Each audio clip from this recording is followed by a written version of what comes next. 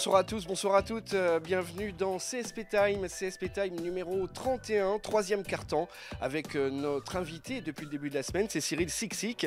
Bonsoir Cyril. Bonsoir. Vous êtes l'entraîneur de l'équipe féminine de Fétia, vous nous accompagnez donc depuis le début de cette émission. Et avec nous pour débattre, eh bien, nous avons les journalistes du Populaire, Jean-Christophe Bourdin et Kevin Cao, qui vont donc nous accompagner durant cette émission. Alors ce troisième quart-temps, eh bien, nous allons le consacrer au match de mercredi soir du Limoges CSP face à Chalon-Reims, un match qui a vu Limoges l'emporter 88-84. Allez, c'est parti donc pour ce troisième quart-temps avec une première question pour vous, Kevin, sur cette victoire hier soir. Est-ce que ce succès, on peut dire, a permis à Limoges de reprendre un peu les bons rails dans ce championnat ? Oui, dans le sens où Limoges vient d'enchaîner une deuxième victoire consécutive cette semaine, après avoir enchaîné 4 défaites. Limoges tout simplement a fait le boulot en battant cette semaine Le Mans et Chalon-Reims, qui étaient deux équipes moins bien classées. Donc Limoges peut toujours croire en play-off. D'ailleurs, Limoges s'est replacé et aujourd'hui 7e avec 4 ou 5 équipes à égalité. Donc oui, Limoges s'est remis dans les bons rails. Oui, Limoges peut toujours croire au play-off. Alors ils sont 7e donc effectivement au classement. Vous avez vu cette rencontre hier soir, Cyril ? Qu'est-ce que vous en avez pensé ? Que Limoges sait s'appuyer sur ses forces. On voit encore Hardy et Taylor vraiment sur un grand soir, comme on les a vus contre Le Mans. C'est important d'avoir certaines certitudes quand on veut aller loin en play-off ou se qualifier pour les play-offs. Et là, je pense que Limoges peut avoir des certitudes sur 2 ou 3 joueurs de son équipe. Ouais, notamment Hardy, on y reviendra.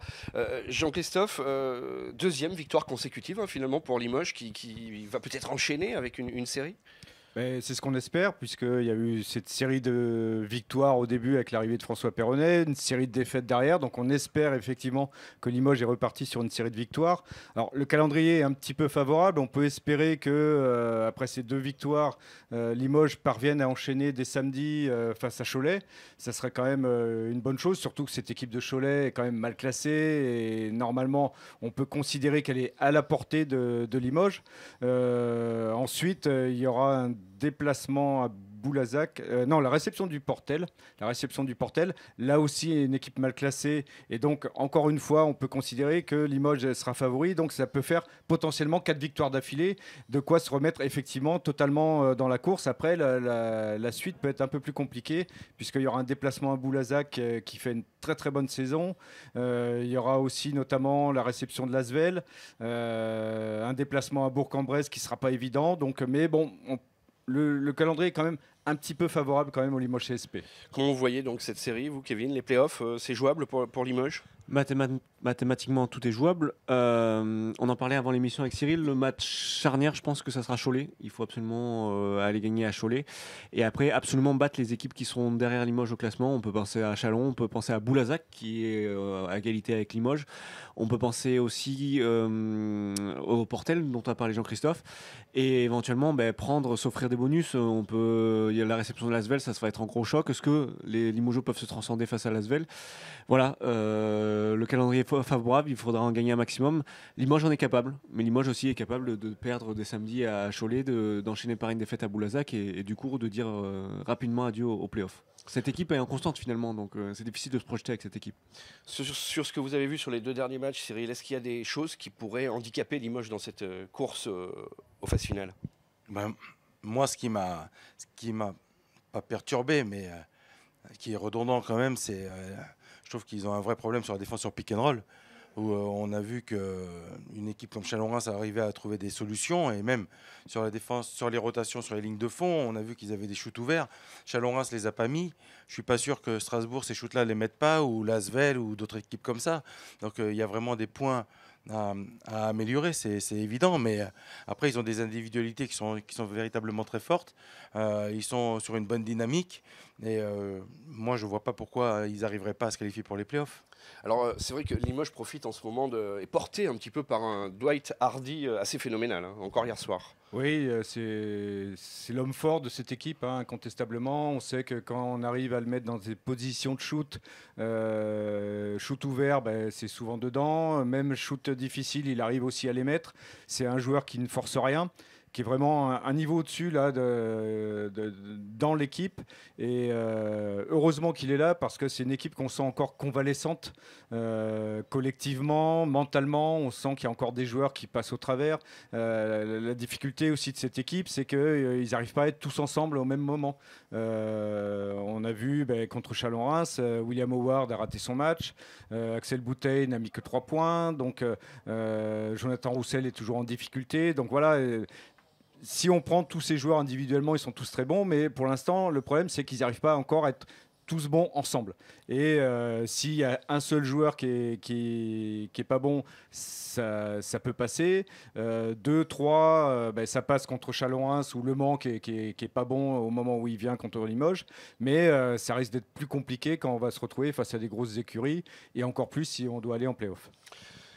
Est-ce que justement, Kevin, vous pensez par rapport à ce que dit Christophe, des joueurs qui passent au travers, certains qui brillent, ça va permettre quand même sur ce niveau d'équipe d'atteindre les 8 dernières places et après on ne pourra pas aller plus loin? Je sais pas, mais pour revenir au moins sur le match de Chalon-Reims, ce qui est flagrant, on n'en a pas beaucoup parlé de ce match, c'est le problème de constance du Limoges CSP. On pouvait penser qu'au troisième quart-temps, le Limoges CSP, quand il était à plus 11, ils étaient à 66-55.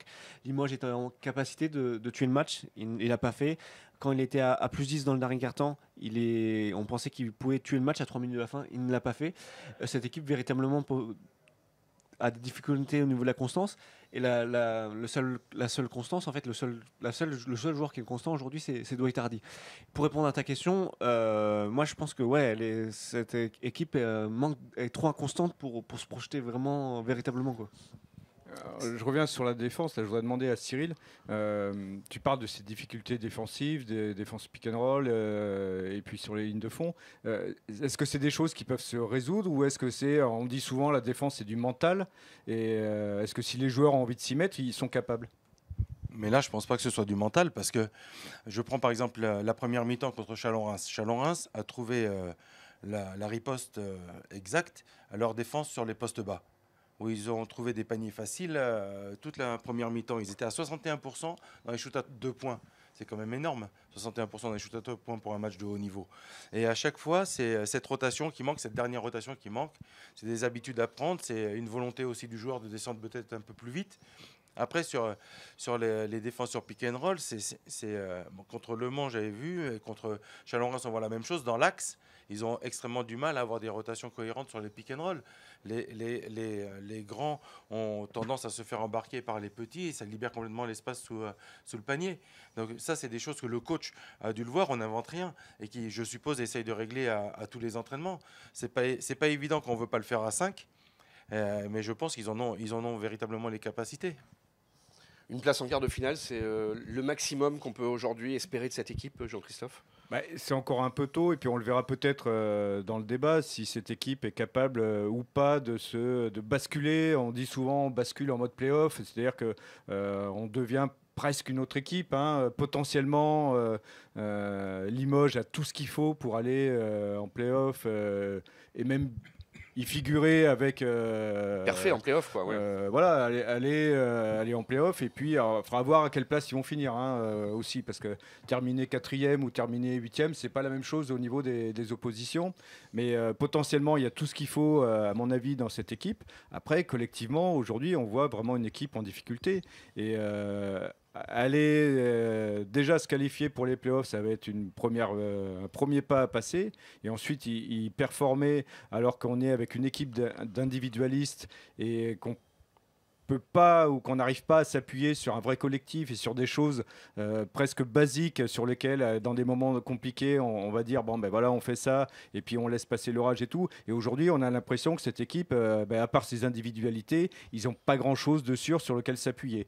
Et forcément, ça pose des questions pour l'avenir. Un dernier mot, je voulais juste un petit mot avant de terminer ce troisième carton sur Sékou Doumbouya, jeune joueur, promis un bel avenir.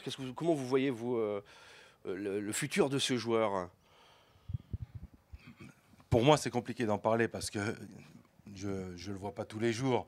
Et je vois certains matchs. Donc, c'est sûr qu'au niveau athlétique, il a tout de ces joueurs modernes qu'on recherche. Maintenant, il faudrait que ça devienne véritablement un joueur d'impact à Limoges. Parce qu'on parle de lui, je crois, au plus haut niveau, en NBA. Je pense que si on veut devenir un joueur NBA, il faut avoir un certain impact dans une équipe de proie. Ouais, mais il a que 19 ans, Cyril. Oui, je sais, il a 19 ans, il a encore beaucoup à travailler. C'est pour ça que peut-être qu'il faut le laisser tranquille. Parce qu'on en parle comme un potentiel. Et moi, je connais beaucoup de potentiels qui n'ont jamais rien fait. Donc peut-être qu'il faut le laisser travailler, le laisser avancer, le laisser prendre ses marques au CSP, parce qu'il est dans un grand club avec beaucoup de pression, donc un club où on peut beaucoup apprendre. Et je pense qu'il sera bien encadré. Tu parlais d'impact, mais moi j'ai noté hier que quand même défensivement il avait impacté notamment sur sa défense sur le porteur de balle. Perronnet des fois le fait défendre sur le porteur de balle. J'ai trouvé très intéressant en défense moi cette semaine Sékou Doumbouya.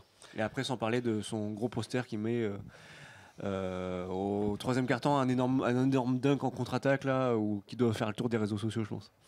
Merci messieurs, c'est terminé pour ce troisième quart-temps. N'hésitez pas à commenter cette émission sur notre page Facebook Le Populaire Sport et sur notre site internet lepopulaire.fr. Merci de nous avoir suivis, on vous donne rendez-vous pour le quatrième quart-temps.